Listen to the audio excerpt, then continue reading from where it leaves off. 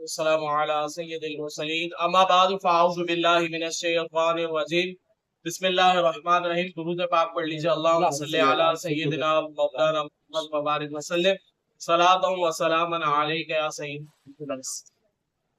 روزہ کورس ہمارا جو ہے وہ تقریباً مکمل ہوا. آج سے انشاءاللہ ہم تراویح کورس جو ہے شروع کروانے جا رہے ہیں. تراویح کے حوالے سے انشاءاللہ کچھ نشستیں جو وہ ہم انشاءاللہ کر لیتے ہیں تاکہ تراویح کی اہمیت کے حوالے سے جو ہم سب کو علم ہو جائے. رمضان المبارک کی خصوصی جو عبادت ہے وہ نماز تراویح بھی ہے. نماز تراویح کا اہتمام کرنا نبی کریم صلی اللہ علیہ وسلم کے دور سے ہی چلتا ہوا آ رہا ہے. اور خود رسول کریم علیہ السلام نے 3 راتیں تراویح کی جماعت بھی ادا فرمائی.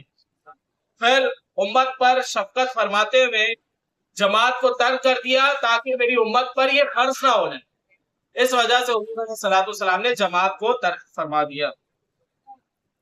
اور صدر الشریعہ بدر الطریقہ مفتی امجد علی اعظمی رحمۃ اللہ تعالی علیہ فرماتے ہیں کہ اس پر یعنی تراویح پر خلفائے راشدین نے ہمیشگی جو وہ فرمائی ہے. اور نبی کریم صلی اللہ علیہ وسلم کا ارشاد بھی ملتا ہے کہ میری سنت اور سنت خلفائے راشدین کو لازم پکڑ لو. اب یہ جو تراویح کی نماز ہے یہ خود نبی پاک صلی اللہ علیہ وسلم کو بھی یہ پسند ہے اور صحابہ کرام یعنی خلفائے راشدین نے بھی جو ہے اس پر کیا کی ہمیشگی جو ہے وہ اختیار کی. جو جماعت کا سلسلہ ہوا باقاعدہ اور اب تک جو ہے وہ جماعت کا سلسلہ چلتا ہوا آ رہا ہے. یہ عمر فاروق اعظم رضی اللہ تعالیٰ عنہ نے یہ شروعات کروائی. ورنہ تراویح کی نماز جو ہے وہ شروع سے تھی. حضور علیہ السلام نے بھی 3 راتیں جو ہے وہ جماعت کروائی تراویح. 3 راتیں جماعت کے ساتھ نماز بھی آپ علیہ السلام نے پڑھائی. لیکن ترک کیوں کر دیا؟ تاکہ امت پر فرض نہ ہو جائے. ایسا نہیں کہ تراویح حضرت عمر رضی اللہ تعالیٰ عنہ نے شروع کی، ایسا نہیں ہے. جماعت بھی حضور علیہ السلام نے 3 دن فرمائی لیکن اس کو ترک کر دیا تاکہ فرض نہ ہو جائے. لیکن جماعت کا جو باقاعدہ آغاز تھا وہ حضرت عمر رضی اللہ تعالیٰ عنہ کے دور خلافت سے چلتا ہوا چلا اور آج تک جو ہے وہ الحمدللہ مسلمان اس پر پابند ہے. حضرت سیدنا عبد الرحمن رضی اللہ تعالیٰ عنہ ارشاد فرماتے ہیں کہ میں رمضان المبارک میں امیر المؤمنین حضرت عمر فاروق اعظم رضی اللہ تعالیٰ عنہ کے ساتھ مسجد آیا تو لوگ وہاں پر مختلف انداز میں جو تراویح کی نماز پڑھ رہے تھے.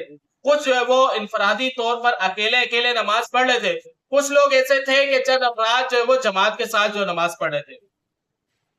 تو یہ دیکھ کر حضرت عمر رضی اللہ تعالیٰ عنہ نے یہ فرمایا انی ارا لم جماعت ہؤلاء علی قاری واحد لکانا امثلا. میرا خیال کہ ان سب کو ایک ہی امام کے پیچھے جمع کر دوں تو یہ کتنا اچھا رہے گا. تو آپ نے جو وہ قاری قرآن حضرت ابی بن کعب رضی اللہ تعالیٰ عنہ، اب یہ قاری قرآن حضرت ابی بن کعب رضی اللہ تعالیٰ عنہ یہ وہ ہیں کہ جن کی قاری ہونے کی سند حضور علیہ السلام نے دی. حضور علیہ السلام نے اعلان فرمایا کہ اگر کوئی قرآن سیکھنا چاہتا ہے تو عبداللہ ابن مسعود سے سیکھے، حضرت ابی بن کعب سے سیکھے. تو یہ وہ قاری ہیں کہ جن کو سند جو ہے حضور علیہ السلام نے جاری فرمائی. تو اب قاری مقرر کریں تو کس کو مقرر کرے؟ اس کو مقرر کیا جائے گا کہ جس کو نبی پاک صلی اللہ علیہ وسلم نے قاری کہا. تو حضرت عمر رضی اللہ تعالیٰ عنہ نے ان کو جو کہا کہ آپ جو وہ کیا پڑھائیں، قرآن جو ہے وہ پڑھائیں. ابی بن کعب رضی اللہ تعالیٰ عنہ کو امام مقرر فرما کر لوگوں کو ان کی اقتداء میں نماز پڑھنے کا حکم دے دیا. پھر ایک رات میں امیر المؤمنین عمر فاروق اعظم رضی اللہ تعالیٰ عنہ کے ساتھ مسجد میں جانے کے لیے نکلا. مسجد پہنچنے پر دیکھا کہ سب لوگ ایک ہی امام کے ساتھ نماز پڑھ رہے. اب حضرت عمر رضی اللہ تعالیٰ عنہ یہ منظر دیکھ کر بہت خوش ہوئے اور یہ کلمات ارشاد فرمائے نعم البدعۃ ھذہ، کیا ہی اچھی یہ بدعت ہے، یعنی کتنا اچھا یہ نیا کام ہے. تو حضرت عمر رضی اللہ تعالیٰ عنہ نے اس کام کی جو ہے وہ کیا فرمائی، تحسین فرمائی. اس سے یہ بھی واضح ہوتا ہے کہ جو کام نبی پاک صلی اللہ علیہ وسلم کے زمانے میں نہ ہوتا ہو بعد میں اگر وہ شروع کیا جائے شریعت میں وہ منع نہ ہو تو وہ کام جو ہے بالکل جائز ہوتا ہے، بلکہ وہ اچھا کام ہوتا ہے. اگر شریعت سے نہیں ٹکراتا تو اس پر جو وہ ثواب بھی ملے گا.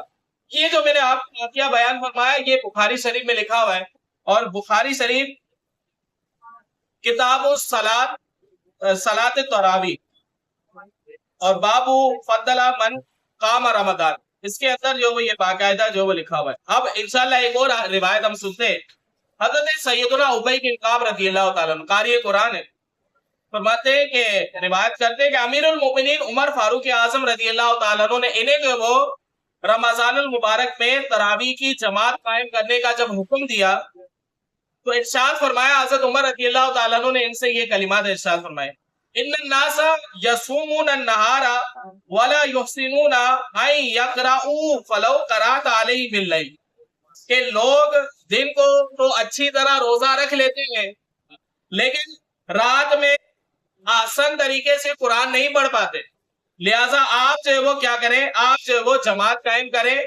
اور ان کو جو وہ قرآن سنایا کریں۔ یہ حضرت عمر فاروق اعظم رضی اللہ تعالیٰ عنہ نے بیان فرمایا۔ تو اس پر حضرت سیدنا ابی بن کعب رضی اللہ تعالیٰ عنہ نے ارشاد عرض کی، یا امیر المؤمنین ھذا شیء لم یکن، اے امیر المؤمنین یہ چیز تو پہلے نہیں ہوئی۔ تو اس پر حضرت عمر فاروق اعظم رضی اللہ تعالیٰ عنہ نے جواباً ارشاد فرمایا، قد علمت، تحقیق میں جانتا ہوں اس کو کہ یہ کام پہلے تو نہیں ہوا، وَلَكِنَّهُ حَسَنٌ، لیکن یہ کام جو ہے وہ کیا ہے، اچھا ہے۔ اور اس کے بعد جو ہے وہ فَصَلَّى بِهِمْ 20 رکعتاً، تو حضرت ابی بن کعب رضی اللہ تعالیٰ عنہ نے کتنی رکعتیں پڑھائیں؟ 20 رکعتیں تراویح پڑھائیں۔